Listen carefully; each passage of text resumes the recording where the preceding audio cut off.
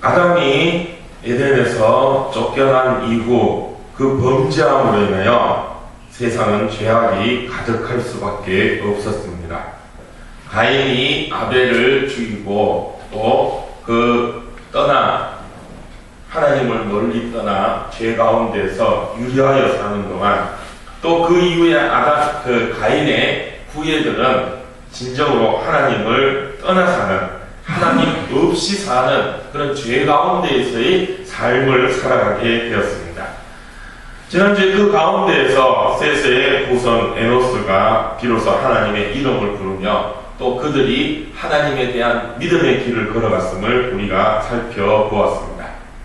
그러나 6장에서 이제 세상이 그 죄 가운데 만연해졌음을 말씀하고 있습니다. 오늘 5절에서는 사람의 죄악이 세상에 가득함을 하나님이 보셨다라고 말씀하고 있습니다. 죄악이 세상에 가득하여졌다는 것입니다. 그나마 하나님에 대한 믿음의 열조였던 그런 셋의 후손들도 아마도 하나님에 대한 믿음이 점점 옅어지고 죄의 길로 가지 않았을까 하는 것을 오늘 우리가 5절부터 읽었지만 6장 1절에서 4절까지 가운데서 우리가 볼 수 있게 됩니다. 2절에 보면 하나님의 아들들이 사람의 딸들의 아름다움을 보고 자기들이 좋아하는 모든 여자를 아내로 삼는지라라고 말씀하고 있습니다. 여기 이 말씀에 대한 해석은 여러 가지 많은 해석들이 있지만 여기서 이 하나님의 아들들이 바로 셋의 후손들을 말하고 사람의 딸들은 가인의 후손들을 말하고 있다는 것입니다. 그러니까 셋의 믿음의 사람들이 이 죄악 가운데 불신의 사람들을 보고 그 여인들의 아름다움만 보고 결혼을 했다는 거예요. 그래서 눈에 보는 그런 좋은 모습, 예쁜 모습만 보고 믿음이 있든지 없든지 하나님을 알든지 모르든지 그거 상관하지 아니하고 결혼을 하게 되었다는 것이죠. 이 모습을 보면 마치 이 아담과 하와가 처음 범죄했을 때 뱀의 유혹에서 이 선악을 알게 하는 나무의 실과를 보았을 때 보암직도 하고 먹음직도 하였던 그런 안목의 정욕을 쫓아갔던 모습과 비슷한 그런 모습이었다는 것이죠. 여기서도 보면 우리가 참 약간 그까지로 나가는 예일지 모르겠지만 이 불신결혼이 얼마나 무서운 것인가를 또 보여주는 한 예가 아닌가 생각되어지기도 합니다.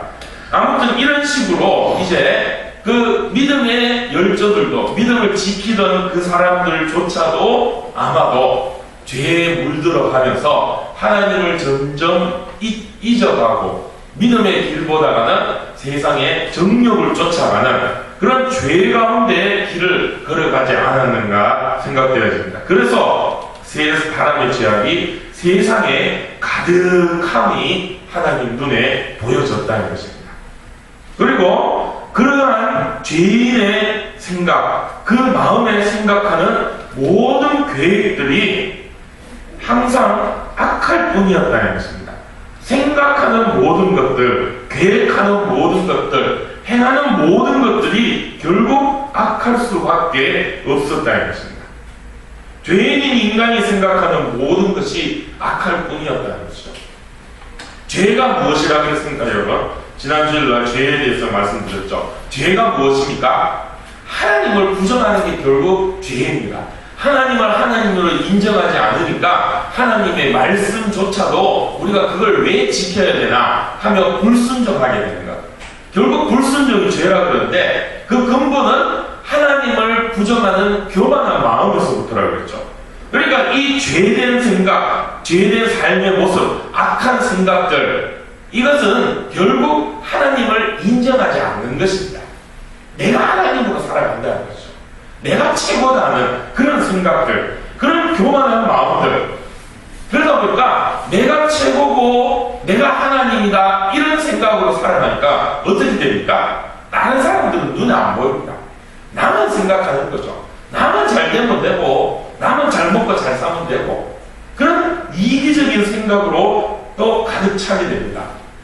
자기의 배만 채우면은 모든 게 다 그야말로 만사오케이 되니까 내 배 채우는 게 최고의 목적이 되고, 나만 등 뜨시고 배부르면 그만이고 다른 사람들이야 어찌되든지 상관하지 아니하고 그저 내 배 채우고 내 등만 따뜻한 그것만을 위해서 남도 때로는 또 깔아뭉개기도 하고 또 남을 죽이기도 하고 남의 생명을 뺏어서라도 내 배만 채우면 되는 그런 모습, 그게 바로 지금 이 노아 시대에 세상에 죄악이 가득한 사람들의 모습이고, 또 그런 모든 생각들, 자기만 생각하는 그런 모든 계획, 생각들이 악할 뿐인 그런 모습이었다는 것입니다. 그래서 7절, 6절에서는 하나님께서 땅 위에 사람 지으셨음을 한탄하시고 마음에 근심하셨다라고 말씀하고 있습니다. 한탄하셨다는 것은 마음이 아프셨다는 거예요.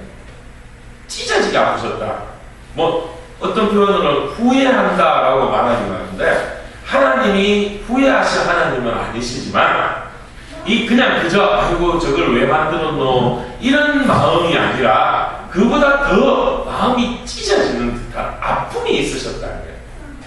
보니까 막 마음이 아프고 그냥 아이고 어쩔고 이 정도가 아닌 그야말로 찢어지는 그런 마음으로 하나님이 바라보시고 근심하시고 걱정하셨다는 것이죠. 이거는 마치 하나님께서 태초에 처음 세상을 만드시고 보셨던 그 모습과 완전히 반대된 모습이죠. 처음 하나님이 아담과 하와를 지으셨을 때 하나님이 어떠셨습니까? 보기에 심히 좋았다. 그래서 마음에 기쁨이 가득 차고 너무 즐거워 그냥 보고 계실 수 없을 만큼 그런 기쁜 마음이 충만하였던 그런 하나님이셨는데, 이제 그 사람이 보고 한탄하시고 근심하시는, 너무도 마음이 찢어질도록 그렇게 몹시 슬퍼하는 그런 마음을 갖게 되셨다는 것이죠. 이 사람이 어떤 존재입니까? 하나님의 형상대로 하나님을 닮은 모습으로 지은 그런 사람이었는데, 그 사람이 하나님의 닮은 모습이 아닌 하나님과 정반대의 모습으로 악하게 살아가는 것을 보시며 하나님은 슬퍼하셨다는 것이죠. 하나님이 세상을 처음 만드셨을 때 하나님께서 사람들에게 세상에 충만하고 그 세상을 다스리고 정복하라고 말씀하셨습니다. 이것은 하나님의 뜻을 드러내라는 것이죠. 세상 가운데에서 하나님의 영광을 드러내고 하나님의 하나님됨을 증거하는 것, 그것이 하나님이 주신 명령인 것입니다. 그런데 지금 세상에 하나님이 번성하였다. 6장 1절에 보면 땅 위에 사람들이 번성하였다고 말씀하고 있습니다. 번성하긴 번성했어요. 그런데 하나님의 뜻대로 다스리고 정복하는 것이 아니라 자기의 욕심대로 세상을 등복하고 세상을 그야말로 죄악 가운데 빠뜨리는 그런 모습이 되었다는 것이죠. 하나님의 뜻이 아닌 사람이 욕심대로 살아가며 하나님의 영광보다는 사람의 죄악된 모습을 드러내며 세상을 그렇게 악한 가운데 빠뜨려 버렸다는 것입니다. 무엇 때문에요? 사람의 죄 때문에 세상이 그래요. 그만큼 사람이 중요한 존재라는 것이죠. 사람이 바로 서면 세상도 바로 서게 됩니다. 세상도 정말 하나님이 보시기에 아름다운 모습이 될 수 있다는 거죠. 그러나 사람이 잘못되면, 사람이 죄악 가운데 있게 되면 지금 말씀처럼 세상이 다 죄악 가운데 빠져들 수밖에 없다는 것입니다. 그래서 사람이 중요한 것입니다. 하나님은 그렇게 세상을 바라보면서 죄악 가운데 빠진 세상을 바라보면서 사람 지으셨음을 한탄하고 근심하셨습니다. 마음 아파하시며 걱정하시며 그것이 그야말로 하나님 마음의 짐이 되었다는 것이죠. 그래서 하나님께서는 세상을 쓸어버리려 생각하셨습니다. 그 땅이 부패하였기에 그냥 그 땅을 그대로 두지 않겠다. 그래서 내가 창조한 사람을 내가 지면에서 쓸어버린다. 그래서 사람뿐만 아니라 가축과 기른 것과 공중의 새까지도 그렇게 하겠다라고 말씀합니다. 쓸어버린다는 것은 청소한다는 것, 깨끗하게 만들겠다는 것입니다. 다시 하나님이 처음 그 세상을 창조하실 때 보기에 심히 좋았던 그런 모습을 회복하고 싶고자 하는 그런 하나님의 마음이었다는 것이죠. 어떤 사람들은 하나님이 이렇게 세상을 쓸어버리시겠다라고 하시는 것을 보고 하나님은 잔인한 하나님이다, 무서운 하나님이다, 어떻게 그럴 수가 있냐, 아무리 좀 잘못되었더라도 다시 그냥 어떻게 그 가운데서 회복하면 되지, 왜 그걸 그렇게 물로 그냥 확 쓸어버리셨느냐, 정말 무서운 하나님, 잔인한 하나님이다, 이렇게 얘기하는 사람들도 있습니다. 그러나 그건 아니죠. 그건 하나님을 잘 모르고 하는 소리입니다. 하나님은 죄악 가운데 빠져있는 사람들을 보시며 다시 돌아오시기를 하나님은 기다리셨고 기다리셨습니다. 그리고 그들 가운데서 하나님은 하나님의 그런 이 진노하심을 보여주셨고 그들로 하여금 회복할 수 있는 기회를 주셨습니다. 그럼에도 사람들은 끝까지 하나님의 길이 아닌 자기들의 욕심대로 나아가셨다는 것이죠. 그리고 하나님께서 이 세상을 회복하심은 사람들을 위함인 것입니다. 다시금 사람들이 그 하나님의 영광 가운데에서 사람답게 살아가게 하시기 위함이라는 것이죠. 이때 죄악 가운데 있는 세상의 모습은 어떠했을까요? 그 사람들이 어떤 마음으로 살아갈 수 있었을까요? 그렇죠? 죄악 많은 세상 가운데 정말 기쁜 마음으로, 행복한 마음으로 살아갈 수 있었을까요? 아니죠. 사람들도 힘든 삶을 살았을 것입니다. 어떤 물질적으로 그렇게 풍요롭고 또 그렇게 그런 삶의 모습이 있었을지는 모르지만 사람들의 마음에는 하나님처럼 근심하고 걱정되고 두려운 마음으로 살았을 것이다. 왜요? 서로 욕심에 서로 언제 죽을지 모르는, 저놈 죽여야지 하는 그런 마음들, 내가 어떻게든 저놈 어떻게 해서 내 배를 채워야지, 이런 욕심에 빠져있는 그런 사람들은 그 마음에 평안함이 있을 수가 없죠. 죄에 빠진 사람의 모습은 평안함이 있을 수가 없다는 것입니다. 지금 이 노아 시대에 죄악 가운데 사람들이 그러한 삶을 살고 있었다는 것입니다. 그래서 하나님께서는 그들을 쓸어버리고 다시금 사람들이 하나님의 영광 가운데, 하나님의 은혜 가운데 정말 평안함으로 기쁨으로 살아가실 수 있는 그런 세상을 만드시기 위하여 지금 이런 계획을 다시 세우시고 진행하고 계신다는 것입니다. 결과적으로는 하나님이 사람을 위하여 이 일을 행하셨다는 것이죠. 하나님의 사랑의 표현이었다는 것입니다. 자, 하나님께서 이제 이 세상을 쓸어버리려 합니다. 그러나 전부 다 쓸어버리시지 않으셨죠. 그 가운데서 하나님은 한 사람을 주목하여 택하셨습니다. 그가 누굽니까? 바로 노아였습니다. 오늘 성경은 노아를 이렇게 표현하고 있습니다. 노아는 의인이요, 9절에 보면 노아는 의인이요 당대의 완전한 자라. 의인인 노아를 하나님이 택하셨습니다. 그리고 완전한 자, 당대, 완전하다는 것은 어떤 도덕적으로, 윤리적으로 그런 완전한 죄 없는 그런 모습을 의미하고 있다는 거죠.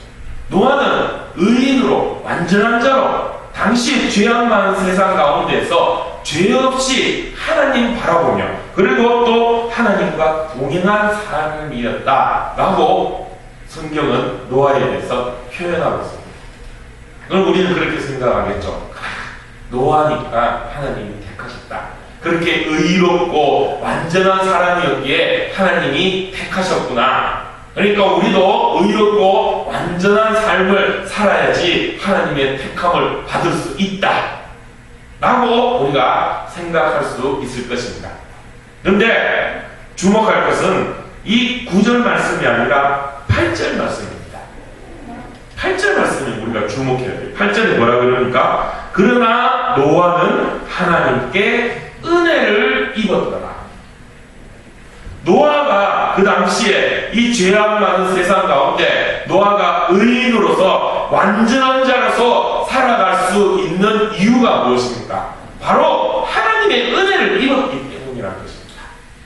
하나님의 은혜를 입은 노아였기에 노아가 의롭게 완전하게 살아갈 수가 있었다는 것입니다. 우리 이걸 주목해야 돼요. 노아가 의롭고 완전할 수 있는 것은 하나님이 그렇게 해주셨기 때문입니다. 하나님이 세워주시고 하나님이 노아를 택하여 주셨기에 노아가 그렇게 의인으로서 완전한 자로서 살아갔다. 하나님의 은혜를 깨달았다는 것이죠. 은혜가 무엇입니까? 은혜는 하나님이 거저 주시는 겁니다. 내가 잘나서 내가 무언가를 해서 그래서 하나님이 보답으로 주시는 게 아니라 그냥 주시는 겁니다. 잘난 것도 없고 내가 하나님 앞에 뭔가 잘한 것도 없는데 그럼에도 불구하고 그냥 주시는 게 은혜입니다. 선물이라는 거죠. 선물은 물론 잘해서 우리가 선물을 주기도 하지만 선물은 그냥 뜬금없이 주는 게 선물입니다. 잘한 것도 없는데 내가 뭐 잘한 것도 없는데 어느 날 툭 떨어지는 그 선물, 그게 바로 은혜라는 것입니다. 노아는 하나님에게 그런 은혜를 받은 자예요. 그래서 노아는 그 죄악 많은 세상 가운데에서 의인으로서 또 당대의 완전한 자로서 살아갈 수 있었고, 그리고 더 중요한 하나님과 동행하는 삶을 살아가는 것입니다. 그 죄악 많은 죄악에 빠져서 생각하는 모든 것이 악한 그런 세상 가운데에서 노아는 하나님과 동행해야 되는 것이죠. 무엇 때문에? 하나님의 은혜. 오늘 우리들도 그 하나님의 은혜를 깨달아서 하나님과 동행하는 삶을 살기를 축복합니다. 하나님과 동행하는 삶이 되어야 됩니다. 하나님께서는 성경에 많은 믿음의 사람들을 이렇게 증거하고 보여주시고 우리에게 말씀해 주시죠. 그 많은 믿음의 사람들의 특징이 뭡니까? 그들은 하나님과 동행하였다는 것입니다. 이 하나님과 동행한다는 표현이 참 정말 아름답고 정말 멋지고 우리가 정말 마음속에 두어야 될 그런 말씀일 것입니다. 동행한다는 것은 무엇입니까? 하나님 함께 한다는 거죠. 같이 간다는 것이죠. 근데 이 동행한다는 말의 의미를 보면 하나님께서 우리를 택하여 우리를 불러주시고 우리와 함께 하나님이 우리에게 찾아오시는 그런 은혜, 그런 것도 있지만 우리 쪽에서도 결단하여 하나님과 함께 하기로 작정하고 하나님의 손을 붙잡는 그것이 동행하는 것이다. 하나님이 우리에게 손 내밀어 주셨을 때 우리가 그 하나님의 손을 잡는 그것이 동행하는 삶이라는 것입니다. 우리도 하나님의 손을 붙잡고 하나님과 함께하는 삶이 되어야 할 것입니다. 하나님의 은혜를 깨닫는 그런 우리의 삶이 되어야 한다는 것이죠. 오늘 우리가 살고 있는 이 시대를 바라보면 어떻습니까? 이 노아의 시대와 다를 바가 없습니다. 요즘 이 한창 TV만 틀면 나오는 이 세월호 사건만 봐도 참 가슴 아픈 게 정말 오늘 이 말씀에 나온 하나님이 한탄하시는 모습인 것 같아요. 지금 뉴스에 나오는 거 보면요, 이 정말로 총체적인 난국 아닙니까? 저 위에서부터 선장에서부터 뿐만 아니라 그 회사의 그런 사장부터 해가 모든 사람들이 그 어린 생명들이 왜 그 뱃속에서 그렇게 죽어갈 수밖에 없었는가? 결국 욕심 때문입니다. 돈 몇 푼 더 벌어보겠다고 그 배를 그렇게 위험한 지경에 이르러 구den하도록 만들어버린 그런 사람의 욕심 때문에, 그것 때문에 그 어린 생명들이 그렇게 물속에서 죽어갈 수밖에 없었다. 이거 바라보면 참 가슴 아플 수밖에 없죠. 아마 하나님께서 지금도 한탄하시고 근심하고 계실지 모르겠습니다. 가슴 아픈 일이죠. 우리는 어떻게 해야 되겠습니까? 바로 하나님께서 노아와 같은 사람들을 찾고 계신다는 거죠. 바로 오늘 우리가 노아와 같은 사람들입니다. 그런 죄악 많은 세상 가운데서도 의인으로서 완전한 자로서 하나님의 의를 드러내며 하나님과 동행하며 지금도 살아 역사하시며 우리에게 은혜를 베푸시고 사랑을 베푸시기를 원하시는 그 하나님을 세상 가운데서 보여주고 증거하는 그런 믿음의 삶의 모습이 우리 가운데 있어야 한다는 것입니다. 하나님께서 세상을 회복시키고자 합니다. 하나님은 역사 이래로 늘 태초에 그 하나님이 보시기에 심히 좋으셨던 그 모습을 회복시키고자 하나님은 일하시고 또 우리와 함께 하시길 애쓰시는, 그게 바로 우리가 흔히 얘기한 구속사적인 역사입니다. 우리를 구해주시려고 애쓰시는 하나님이에요. 그 하나님의 사랑을 우리는 증거해야 된다. 세상 가운데에서 이 죄악 가운데 빠져들어서 타락되어져서 욕심대로 살아가는 지옥과 같은 세상에 하나님이 지금도 이 세상을 회복시키고자 애쓰신다는 그 사랑의 마음을 우리는 증거하고 보여줘야 된다. 어떻게 해요? 하나님의 은혜를 깨닫고 하나님과 동행하는 삶을 살면서 세상 가운데 그 하나님의 의를 드러내고 하나님의 은혜로 완전한 자의 모습을 세상 가운데 우리는 보여줘야 돼요. 소망이 돼야 돼요. 세상에 소망이 돼야 돼요. 우리는 교회는 세상에 소망이 되어야 됩니다. 성도는 세상에 소망이 되어야 됩니다. 그게 무슨 얘기냐?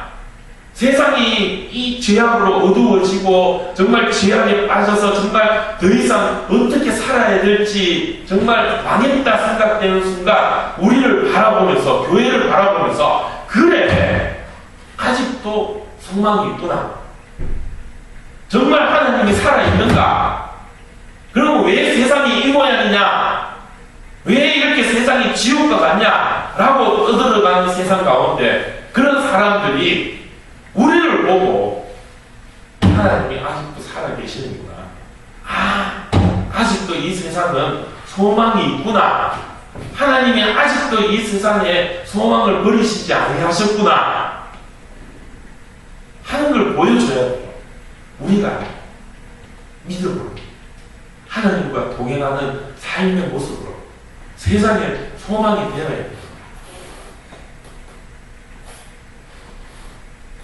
지금 이 온 나라가 슬픔에 빠져있죠. 그때 교회가 소망이 되어야 되고 위로가 되어야 될 것입니다. 정말로 교회 말고는, 우리 성도 말고는, 하나님 말고는 더 이상 위로가 없음을 깨닫게 만들어줘야 된다는 거죠. 그만큼 우리는 중요한 사람들입니다. 그만큼 교회는 중요한 곳입니다. 하나님께서 마지막으로 희망을 두고 소망을 두고 일하시는 곳이 바로 교회라는 것이죠. 오늘 노아와 같이 이런 믿음으로 달려가는 저와 여러분, 그런 사명을, 이게 바로 사명이에요. 세상 가운데 하나님이 나를 택해 주신 이유가 바로 그것이죠. 이런 사명을 갖고 살아가는 우리 모두가 되기를 축복합니다. 하나님과 동행함으로, 하나님의 은혜를 입음으로 죄악 가운데 타락하여서 하나님이 쓸어버리고자 하는 그 세상에 소망이 되는 저와 여러분, 우리 예양교회가 되기를 주님의 이름으로 축복합니다. 기도하겠습니다.